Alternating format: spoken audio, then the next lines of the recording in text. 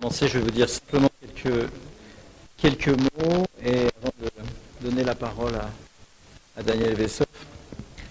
Donc déjà tous mes remerciements et tous nos remerciements, général-major Van den Put, pour chef de la maison militaire du roi, pour sa présence et l'intérêt que porte la maison royale à cette journée d'études et à tous les enjeux qui s'y concentrent. Également aux représentants des différentes associations qui travaillent comme nous pour la préservation et la transmission du patrimoine mémoriel. À la presse aussi pour les échos donnés à cette manifestation. Je renvoie à cette belle petite séquence, ce beau petit montage d'hier soir sur la RTBF.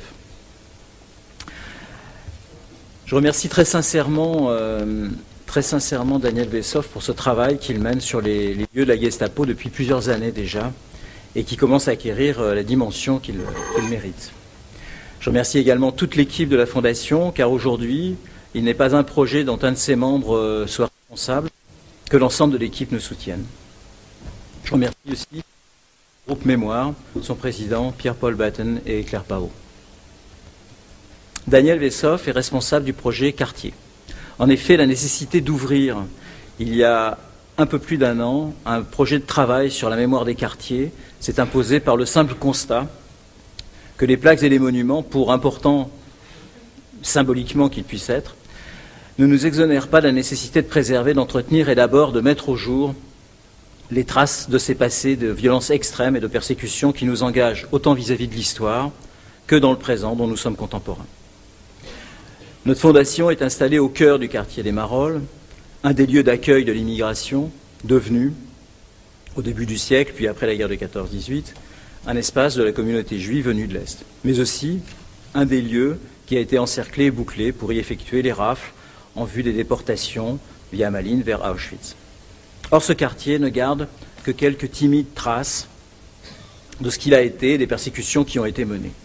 C'est ce que me faisait remarquer Daniel peu avant que je prenne mes fonctions. C'est ce qui a motivé la décision d'ouvrir ce véritable chantier d'archéologie mémorielle, si on peut dire. Et on en a eu la preuve hier soir, combien c'était archéologique et mémoriel à la fois, en regardant cette petite séquence, ce petit reportage de la RTBF. Mutatis mutandis, cette situation d'effacement est proche de ce à quoi l'on est confronté avec l'ancien siège de la Gestapo, puisque les caves de ce centre de torture